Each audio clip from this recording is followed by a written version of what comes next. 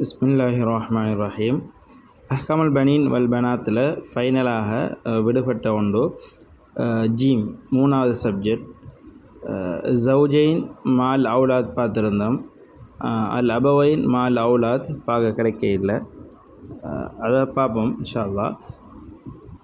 அதில் மூணாவது சப்ஜெக்ட் என்னென்னா, முதலாவது அஸ்ஹாபுல் ஃபுரூதுகளும் ஏற்கனவே சொன்ன மாதிரி அசபாவாக இருக்கக்கூடியவங்களும் சேர்ந்து மிக்ஸ் ஆகி வந்தால் அந்த ஃபுரூத்களை அஸ்ஹாபுல் ஃபுரூதுகளுக்கு நாங்கள் ஃபெஸ்ட்டுக்கு கொடுக்கணும்.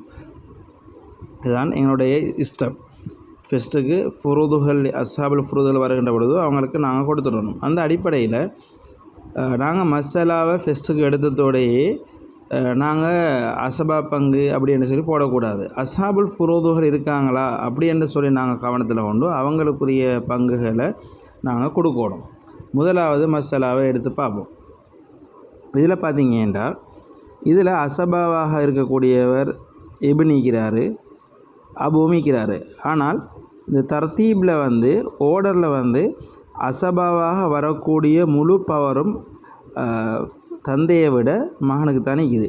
அதனால் நாங்கள் சொல்லுவோம், அசபாவில் ஃபெஸ்ட்டுக்கு எப்பயும் வரக்கூடியவங்க, பாக்கி எடுக்கக்கூடியவங்க, மாபாக்கி எடுக்கக்கூடியவங்க, அசபாவாக வரக்கூடியவங்க, அவங்க புனுவா செக்ஷனில் வரக்கூடியவங்க இருப்பாங்க. அதாவது இபன் தான் ஃபெஸ்ட் ஸ்டெப்பில் வருவாங்க.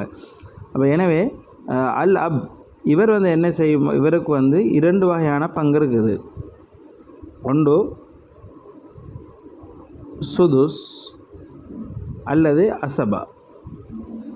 எப்போ நாங்கள் அசபாவை கொடுப்போமேண்டா, புனுவா செக்ஷனில் யாரும் இல்லாட்டி தான் இவரை அசபாவாக மாற்றுவோம். இபன் வந்துட்டேன்டா இவருடைய பங்கு எப்பயும் சுதுஸ் தான்.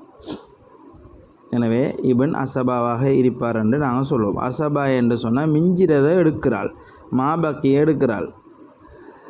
ரைட். இப்போ நாங்கள் ஒரு பின்னம் இருப்பதுனால எங்களுக்கு சிக்கல் இல்லை. அசல் மசாலா சொத்து, முழு சொத்தையும் நாங்கள் பிரிக்க வேண்டிய அசல் மசாலா 6, சுதுஸ் 6ல் 1 மிச்சம்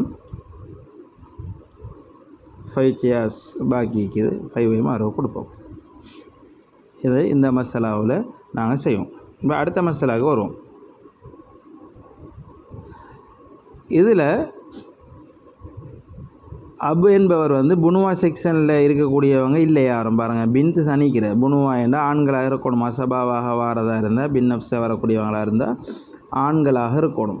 எனவே புனுவா செக்ஷனில் யாரும் இல்லாததினால 2வது செகண்ட் ஸ்டெப்பில் வரக்கூடியவர், உபுவா செக்ஷனில் இருக்கக்கூடியவர் அபு வருவார். எனவே இந்த இடத்துல அசபாவாக அபுயிக்கிறாரு. பின்த் அஸ்ஹாபுல் ஃபுரூதுல் முகத்தராவில் இருக்கக்கூடிய ஒரு பெண். எனவே இவருடைய பங்கு நிஸ்ஃப். இன்ஃபிராத் அதமல் முஆசிப் தனியே இருக்கிறா, ஒரு ஆளாக இருக்கிற இவருக்கு இவையோடு சேர்ந்து இவையுடைய சகோதரர் இபின் வரையில்லை என்ற காரணத்தினால நிஸ்ஃப் எடுப்பாங்க.